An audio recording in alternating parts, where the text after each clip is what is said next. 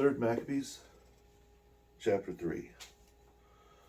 When the ungodly king heard this, he reached such a point of rage that he was angry not only at the Jews of Alexandria, but even more so against those in the countryside.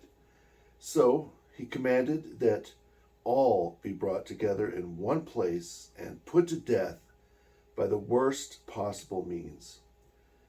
While these things were being organized, an antagonistic rumor was circulated against the Jewish nation by men who conspired to harm them.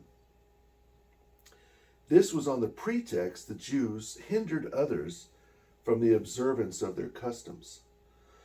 The Jews, though, maintained their goodwill and unswerving faith toward the throne. But because they worshipped God and lived by his precepts, they kept themselves separate from others with regard to food, and therefore appeared hateful to some. But they adorned their way of life with the good deeds of righteous people, and thus established themselves as honorable to all men. Yet those of other nations took no account of the good works the Jews offered the nation, which was the common talk of all men.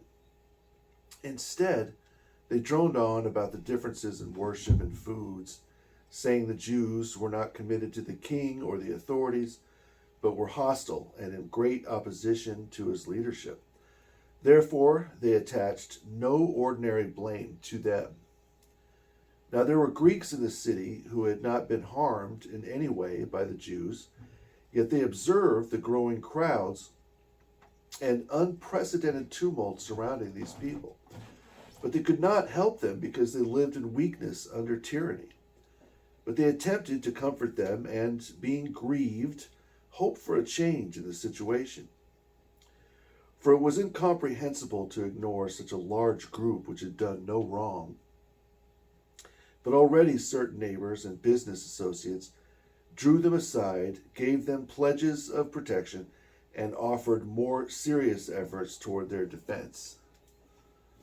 Then the king, who exalted himself in his current prosperity and did not consider the power of the Almighty God, assumed he could persist continually in the same purpose. So he wrote this letter against them. King Ptolemy, Philopator, to the commanders and soldiers in Egypt and the surrounding region, greetings and health. I myself and my government are well. When our expedition to Asia took place, as you know, and was brought to completion according to expectation by the help of the gods, not lightly given, we thought it fit not by force of the spear, but by equity and great benevolence, to foster the peoples inhabiting Coele-Syria and Phoenicia, and to willingly treat them well. We distributed large revenues to the priests around the cities, and also went to Jerusalem to honor the temple of those guilty people who never cease from their folly. They accepted our presence in word, yet were insincere in their deeds. For when we were eager to enter their inner shrine and honor it with extraordinary and most beautiful votive offerings, we were carried away by arrogant old men who prevented us from entering, but they were spared the exercise of our strength because of the benevolence we have toward all men. Yet as they kept up their obvious hostility toward us, they became unique among the nations because they lifted their heads against kings and benefactors and did not want to consider any deed as sincere. But we adopted ourselves to their foolishness and crossed into Egypt with victory. We met all nations with kindness and did what was what was proper. Yet in all this matter, we proclaimed forgiveness to all of their kinsmen in Jerusalem. Then, because of their confederacy with them and the many things we entrusted to them in sincerity from of old, we dared to make a change and grant them the honor of Alexandrian citizenship. So, in this way, they would be partakers of the things that are always sacred. They, however, took it in a different spirit. With their innate malice, they rejected it and turned aside to evil. Not only did they reject the priceless citizenship, but they even showed loathing in word and silence toward the few among them who were sincerely disposed toward us. So, quite in keeping with their infamous way of life, they suspected that we would quickly reverse our policy. Therefore, we placed great trust in the signs that these men were ill disposed toward us in every way.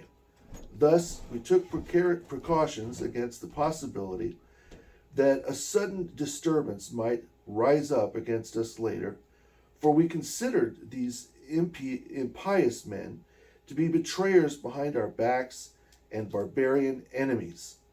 So we have ordered that as soon as this letter arrives, those who live there with their wives and children should be sent to us immediately by force in iron shackles, bound securely on all sides, for a fatal and shameful massacre as is fitting to traitors.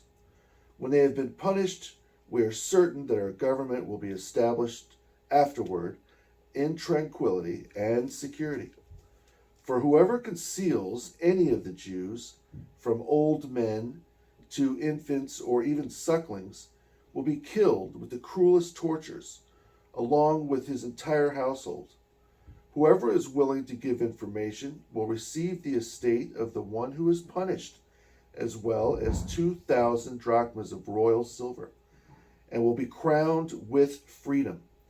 Every place, without exception, where a Jew is found concealed, will become desolate and burned with fire, and will become useless for all time for every mortal creature.